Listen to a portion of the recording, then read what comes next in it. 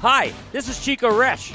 You are listening to the Let's Go Devils podcast on the Primetime Radio Network. Happy Devil Sunday. This is Game Day Live, coming to you live from the Primetime Radio studios inside the bunker, an undisclosed location in beautiful New Jersey, and cross halfway the continent. I don't know if you're in Chicago or Wisconsin, but somewhere in the United States of America, yes, the United States of America, it's Vinnie Parise, somewhere in the Windy City somewhere. Streaming live on Facebook Live, YouTube Live, X Live, and Twitch on the Let's Go Devils Network. As the Devils take on the Golden Knights tonight after winning last night against the Utah Hockey Club. Now, Vinny, you closed the podcast with a little bit of a different thing. We're going to continue it because we're on a one-game winning streak. Absolutely, Sam. Good to be with you. It's been a minute. I know Short Sky will be joining us in just a moment. I tweaked. So for those who follow me, that you know, I have my podcast on Fridays too, called Bar Down, and it's a general NHL podcast. It's a general sports podcast, really, and we talk about pizza and video games too. So I don't even know what kind of podcast it is, but I end every version of that show by saying thank you for. I say as always, and then I do the salute, and I say thank you for listening. On this show, I always say, and as always, let's go Devils. I don't know why I said my other show's exit on this one. I'd never done that before. But then the Devils took down the Utahns. They beat them. And it was a big game, a must-win. They're in a tight race in the Metropolitan Division. Columbus is coming up, but the Devils are right there with Carolina, too. The difference between second and fourth place in the division is like 3 points. It's a wild time, so guess what? Until they lose, can't say anything else. So does that mean I've got to take a dump in the second intermission just like I did last night? Yes. Way to go, Shorzy. Way to go. Absolutely, sure. I'm just kidding around. No, you're not. You are not. Carolina did allow Calgary to tie it, so it's a tight thing right now. I tweeted earlier today. Everyone's talking about the Blue Jackets, 4 points behind. How about the fact that the Devils are tied with Carolina for second? Why don't we focus on moving up instead of falling back? Like, I don't understand. I know they've been mostly mid since Christmas, but Carolina's been mid since Thanksgiving. And they traded for Rantanen, and he's been borderline terrible since going there. And they gave Nietzsche to Colorado, and he can't stop scoring. So, I don't know. I'm fairly optimistic that the Devils have played as bad as they have, and they're still over 500 in that stretch, and they still are pretty safely in a playoff spot as long as they continue to play well. Yeah. Like they did yesterday against Utah when I effed up the outro. You didn't F anything up because we won, and that's all that matters. That's all that matters right now. Sometimes you got to take drastic measures to make a change. He's a conspiracy theory guy. I think he has to take a poop in the third period. I'm just saying. That's got to happen. In the second intermission. Yeah. So you don't miss any of the game either. Okay, that's convenient for everybody. Okay, yeah. Perfect. Yeah. Plus, I had a bowl of ice cream in the first intermission, so which usually, makes the second intermission very interesting. Hey, I got an off-topic thing before we begin about this game. Because I saw something. Hold on. Time ice cream is on topic. Yeah, seriously. I don't think we've been on topic yet. So let's just continue off topic before we get on topic. Okay. I saw this I don't know. It's a reel, one of these short reels, and it was a podcast, and they were talking about Team USA back in 1980. How they really won, how they really beat the Soviets. Did you see this reel? No. And basically, the guy that's, talking about it. He says, look, I've been cheering Team USA all my life, blah, blah, blah, blah, the 1980 team. But apparently the Soviets were partying the night before because the Soviet ice dancing team and mixed pairs won gold the night before. And they went in and got all hammered the night before that infamous game where the United States beat the Soviets 4-3, the miracle game. And they were basically saying that's the reason why they won. And Tretiak couldn't even see the puck because he was so hungover. Did you hear that story? Or was that story made up? I've never heard that story, but I strongly, and I'm excited to hear what Shorts Guy and you, Sam, think about it, but I don't care.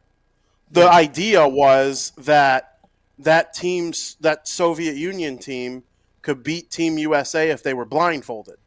With Konstantinov and Tretiak. Tretiak got pulled in the second period of that game.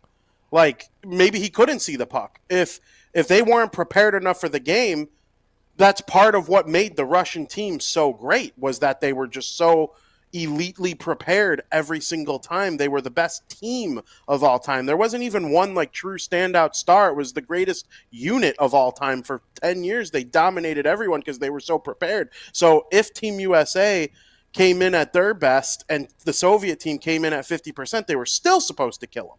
So to me, it doesn't matter if that story's true, because Team USA, let's pretend Connor McDavid's Team Canada from the Four Nations Face-Off played against a college all-star team. Ryan Leonard and Gabe Perreault and Hagens and Zeev Bouillon. They'd get curb stomped. They'd lose by 50. So even if McDavid and the boys were out at the Roxy in Vancouver, it's rigged. That's a different conspiracy theory for another time. Yeah. Having three of the best players in the world on their team might have a little to do with it too. But maybe I think that story's interesting. It wouldn't shock me if it were true, but I also don't think it matters. No, it doesn't shock me if it's true, because that's how little regard they had for the United States or anyone else in that tournament, because Russia had been unstoppable for years. I think they were on some ridiculous winning streak at that point too. So they think a bunch of college kids, they had seen them. If I'm not mistaken, they had seen them at MSG right before the Olympics. So their assumption was it was just going to be another walkover. And so that team was good enough to be able to play in the Olympics hungover and still win gold. Here's they my just thing. They just happened to pick the wrong day to do it. Here's my thing. It was a perfect storm. Herb Brooks had this team so prepared that if there was ever an opening to beat them, they would have a chance. Yeah, that's through hard work. If we played them 10 times, they might win 9. That was always they were beating them on that day. That's it. That's it. So, to the podcast, I say, oh, that's the only reason why. No. See, the Americans had home ice advantage here as well. Yes. Because 100%. You got to think the Soviets didn't have any fun. Now they're on American soil, the KGB in the Olympic Village. Let's have a little fun for a change. Mm-hmm. And they were Americanized for that one night. And once they were Americanized for that one night, then Team USA the next day beat them. So, and I don't even think the Soviet Union team wasn't even terrible in that game. Didn't Jim Craig make 5 saves in the last 30 seconds of the game to preserve the win for Team USA? And Eruzione scored with a second left in the second period. Something like that to tie it back up. No, it was Mark Johnson. Yes, were they? Oh, you're right. It was Mark Johnson. Eruzione had the game winner. Yep. Did they have moments of sloppiness that they don't typically have? Well, yeah, they absolutely did. And the best goalie in the world got pulled against a bunch of college kids. But it's hard to care because again, that was the one night Team USA was going to beat them. They played them 2 weeks prior in a exhibition game. Sorry, I couldn't think of the word. Exhibition game, and they got killed. It wasn't even close. So the Russian team would have a good chance to beat Team USA today in a best on best. It's not like I think they are right there with Canada and the U.S. They're a little thin at center, but the Russians in the modern day. But I don't know. I'm all about that 1980 team. Yeah, me too. I still think it's the greatest U.S. team ever. You can argue. Didn't they won in 1960? Yeah, and then 60, yes. Russia won every game, every Olympics in between 60 and 80, if I'm correct. Yeah. Yes. Yeah. And I believe they won in the early 1900s too, the U.S. They won Maybe. like anything that's 30-something, that's not color TV, it doesn't count for me. That was my rule with the Ranger fans. No, it wasn't in color TV. The 1940 doesn't count. Makes sense. Yeah. Sam says if they weren't wearing a helmet, I don't care. Yeah. All right. Well, let's steer the ship to Vegas. Now, last season, Jake the Snake Allen was in net. I got brutalized by Girl Scouts in the section. I saw it. I saw it. It was around this time last year, too. Yeah, They always play them in March. Yeah. And unfortunately, we couldn't make it this year. Actually, I'm actually glad that I didn't make the trip because I got stuff going on. But, yeah, it's this is a big game. I'm not a big fan of Mark Stone. I don't know why. So I don't like him. I know why. Why not? You don't. Sam doesn't like him because of the LTIR stuff. If I had to guess, Vegas kind of like that, and plus he's Canadian. Played the fiddle. So, well, yeah, you hate all Canadians, of course. Yeah, right now, if you're Canadian, I don't want to talk to you. And still not over that game. Jack Eichel's, again. Oh, thank goodness, Vinnie. My goodness. My hair. I don't care about your hair. The hat. It's like we're bashing Canada, and you're wearing a Canadian hat. This hat is so cool. It is cool. I mean, come on, this hat is sick. Oh, you're talking about the Canadian hat? Yeah, they're both sick. All the Four Nations gear was mostly cool. Is it made in China? Let's see. If it's not made in Canada, I'd be stunned. Where's it made? Bangladesh? Why can't Should we start talking about hockey? Oh, well, yeah. While Vinny's trying to figure out where that hat's made. Sir, this is second half show. of a back-to-back. You're playing the Vegas Golden Knights. This is a big test for this team. Especially on this road trip, which does not end tonight, actually. So, big game. Mm-hmm. And right now, things are tightening up in the Eastern Conference, specifically the Metropolitan Division. This, to me, is a must-win tonight. And I'm telling you the reason why. Because this time of year, I mean, this could really set the dominoes. Plus, you want to finish. I'll tell you, trade deadline's on Friday. And a lot of these guys are competing for playing time and jobs and all that kind of stuff. I would like to see the Devils be as competitive as they can be. And is Markstrom starting tonight? Yes, he is. Yes, he is. That's so he's back, deal. which we were hoping for with this trip when it was announced he was traveling with this team. We were hoping at some point in this trip that he was going to be healthy enough to play. Tonight is one of the games though with him coming back. Tonight is one of those games that the Devils absolutely need to play really strong, stingy defense because they need to help him out coming back from injury and give him the best defensive game that they can because they don't need him to question his abilities or his skills post injury. So you're right, Sam. This is a must-win for many other reasons. The points, the playoff race, all that stuff. But to make sure that one, you play stout defensively for Markstrom, so he's not having to strain himself, and two, just to give Markstrom that a win in his first game back. That's a huge confidence boost as well. I agree. I mean, it's nice to have Markstrom back. Mm-hmm. Devils are going to need to address their needs. Where's Eric Holla in all this? And right now they're going to have to address the third line, the centerman. I loved the way Logan Cooley played last night. He's a fun player to watch, but right now we got Nemec, and who played great yesterday. I didn't think he was that good. He made one pass that burned Logan Cooley that sent in, was it Bratt? There was a play that Nemec made over the stick of Cooley. I was like, oh, Sam is sitting there fuming right now. I hope they trade him. That's just me. Well, I'm not against that. Listen, Depending on if you can get a good return for him, I say why not? Depends on what the market is right now for young defensemen, and that means that they are going to have to be willing to say that this project is not going to last, and that they have more faith in Casey than Nemec.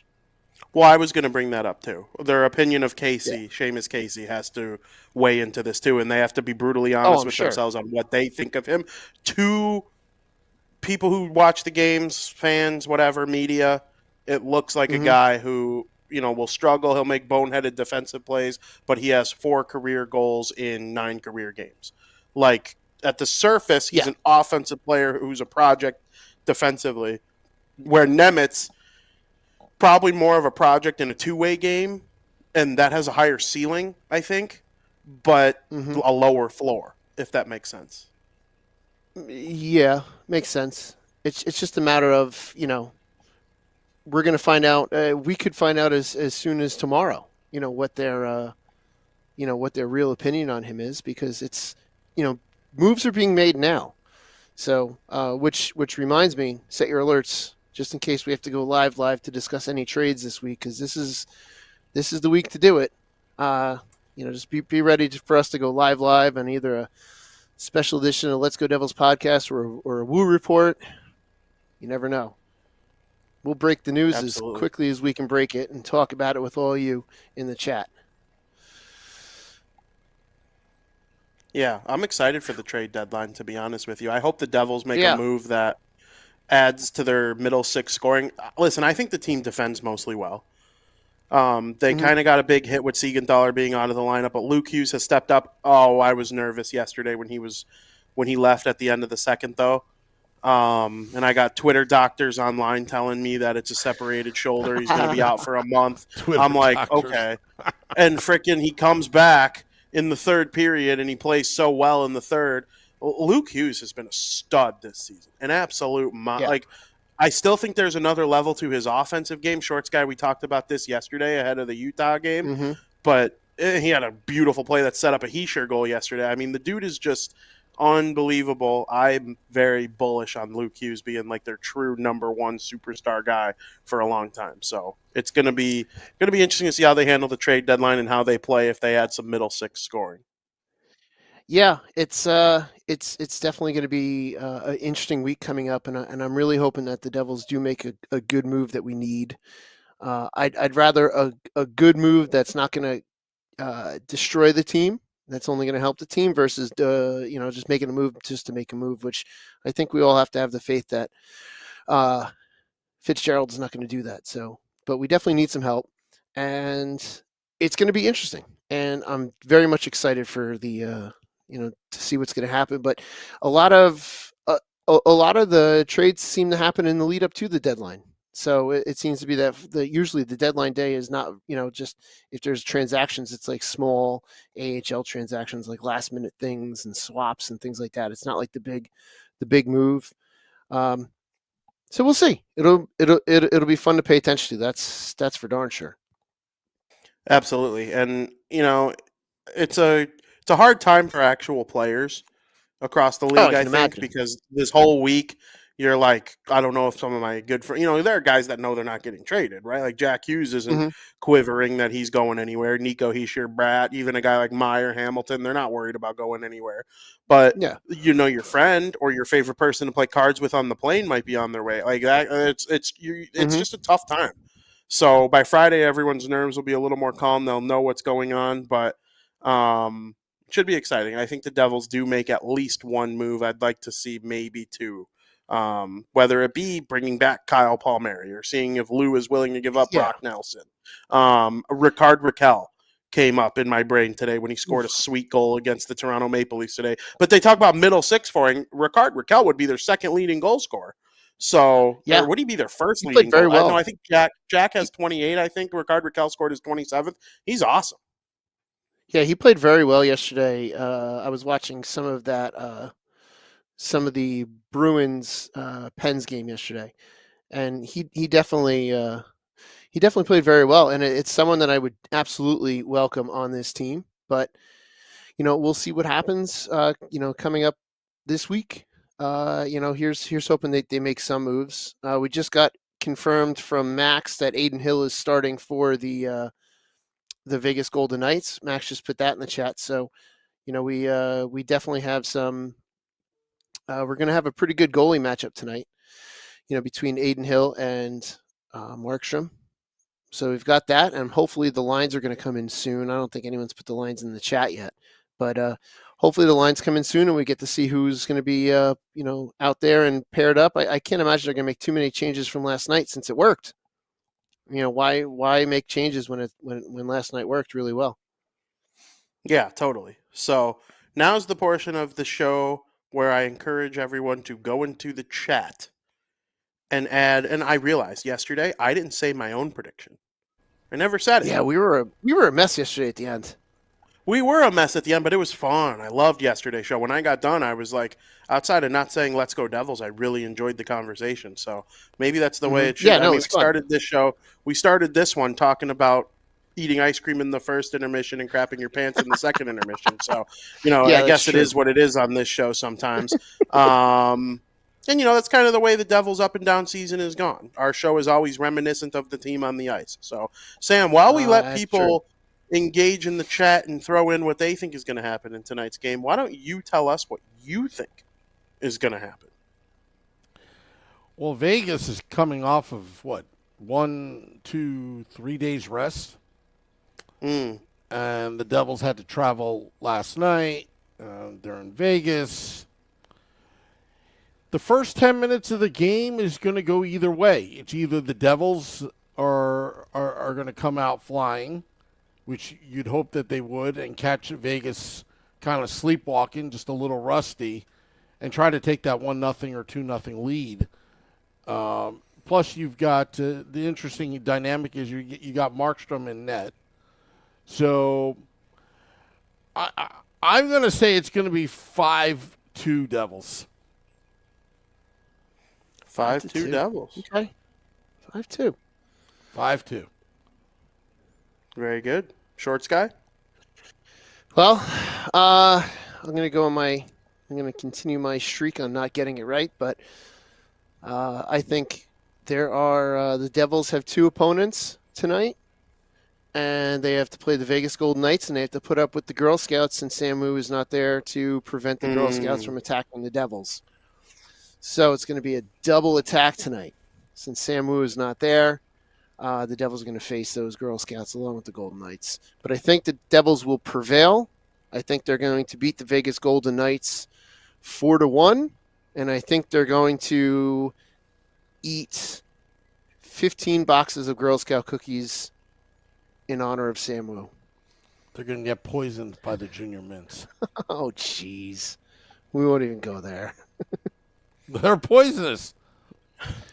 Brian says 3-1 Vinnie? Devils. Steve Okay. Engel says 3-2 Vegas in overtime. That's what I say to that. Max says 6-1 Vegas reverse psychology. Okay, you threw in the reverse psychology. Okay, I get that. You did that last night, too. Yes, and it worked. AJ says 4-2 Devils. Selecta Boy says 4-2 Devil. Or no, AJ Visco says 4-2 Vegas.